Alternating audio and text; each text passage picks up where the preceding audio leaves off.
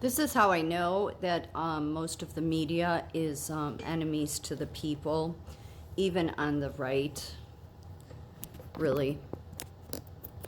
And I'm going to say why. I'm going to show why in a minute. Because everybody's hearing about this hospital attack, right, in Israel. On and on about it. And when all the news is covering it, then you know. Then you know.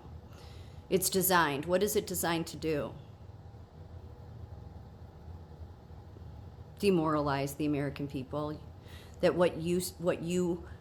you wanting to demand that your representatives, the people in Washington, forget the media ever coming to light and being an ethical organization, but for working for you. That, yes, I'm sorry what happened in Israel. That's very sad. We've given them help. It's now time to back off of it. But you know why they won't? Because it'll just make you forget about how you're being screwed over by the associations of medicine, science, nursing, the education system, our government. That's what it's designed to do. It's always been designed to do that. It puts you, the American person, on the back burner again. Yeah, little Miss Kayleigh McEnany, right? Isn't that her, whatever her name is, you know. She's great when she was press secretary for Trump, but she's just another media hack now. Yeah, carrying on CNN, carrying on about the hospital attack. Okay, it's sad. It's very sad. But I bet you didn't know this. 2022, June 2022, saw 5 violent attacks in U.S. hospitals. Did you hear about that? No. If you did, it was probably because the media doesn't care about the American people or our way of life. They just care about destroying this country. All of them, even their pundits. So the hospitals were Miami Valley Hospital in Dayton, Ohio on June 1st at 9:45 a.m. A forensic patient in the emergency department was seeking medical treatment. The 35-year-old male suspect removed the firearm from a security guard, fatally shooting the guard and himself. St. Francis Hospital and Medical Center in Tulsa, Oklahoma on June 1st. At 4:52 p.m., a 45-year-old male opened fire in a physician's office practice, killing 2 doctors, 1 nurse, and 1 visitor. Encino Medical Center in Encino, California on June 3rd at 3:50 p.m. A 35-year-old male stabbed 2 nurses and a physician in the emergency department. The suspect was arrested after staff barricaded. UMC Hospital in Las Vegas on June 23rd at 11 p.m. A 48-year-old male patient in the emergency department's behavioral health unit stabbed 2 patients, killing 1. The patient was arrested by law enforcement with the help of facility security. Baylor Scott and White Medical Center in Irving, Texas on June 29th at 7 p.m. A 34-year-old male patient asked emergency department staff what to do with his firearm and was acting suspiciously. Upon arrival, the patient shot at law enforcement, who returned fire and killed the suspect. And then they go on to talk about violence prevention and risk mitigation. Yeah, I wonder how many of those people were possibly illegal immigrants. I don't know, maybe not. But here's the thing, if the hospitals care so much about safety and all this training they do for their staff, then you'd think the American Hospital Association and the nursing and medical profession would be standing against open borders. It just leads to more crime. But as you can see, most of the Americans in this country, at least those that are in the higher educated positions, that are running healthcare, running the education system, running all the agencies, could care less.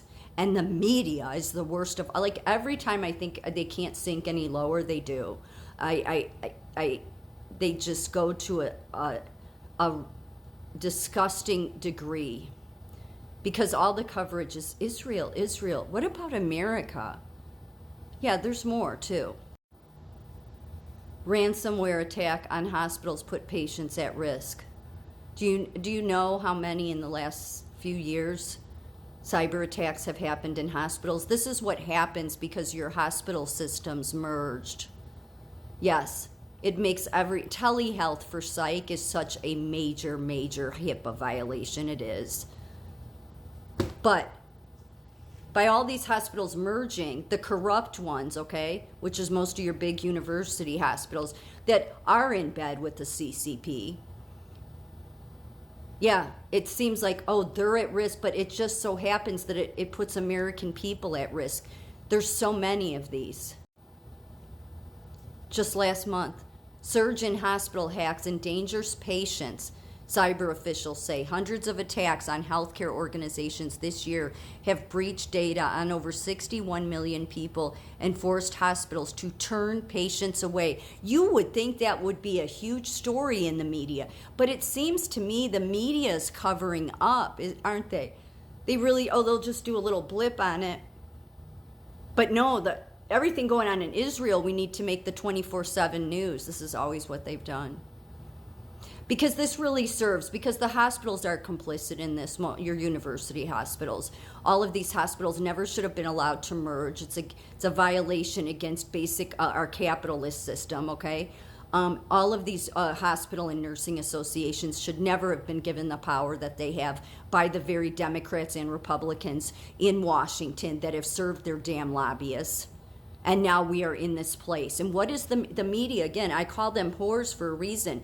Because instead of them doing the right thing and focusing that you work in America, you're an American media company, fine if you want to deliver the world news. But you should be focusing on the problems here. With all the cyber attacks that have happened at hospitals, and I know about it personally, that should be an ongoing lead story. And you know why? To force the hospitals to have to do something about it. But the media helps cover for the hospitals. So while they carry on about all those people in the hospital killed, how many did they carry on about with telling the truth when it came to COVID? None of them have. I came across this American Hospital Association. Yeah, this is such a joke. Hospitals are against violence. If they were against violence, they never would have merged and become so corrupt and complicit in all of this. Because when they merged, it totally put your health records at risk. Hospital assaults hit an all-time high in 2020. That's obviously before the new report of 2022. But as you can see, yeah,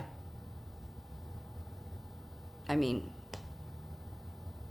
a continuing, ongoing problem that seems to be getting worse and worse. But let's put 24/7. Let's act like Kayleigh McEnany. I care so much about her. Then move there. Then all you media people, go move there. We don't need your kind of news because you don't focus on what is important or some. And you know what? I understand the biblical part of Israel, but they can handle themselves. There does not need to be this 24/7 on Israel. We do not need hacks like Glenn Beck, Hannity telling us that, it's all going to explode soon, and this is the number one crisis. No, Americans being killed here, being hurt, being murdered, and we have an open border. That's the number one crisis. If you're that stupid in the media, then you're just going to always be stupid. And this is from that same article. Report type 2 hospital workplace violence rate increased last year. Obviously, this was before the highest, which was in 20. So there's an ongoing pattern here of the violence in hospitals increasing more and more every year. But let's focus on the hospital attack in Israel, right? Because that seems like like all these people, their priorities are like they have their heads up their ass.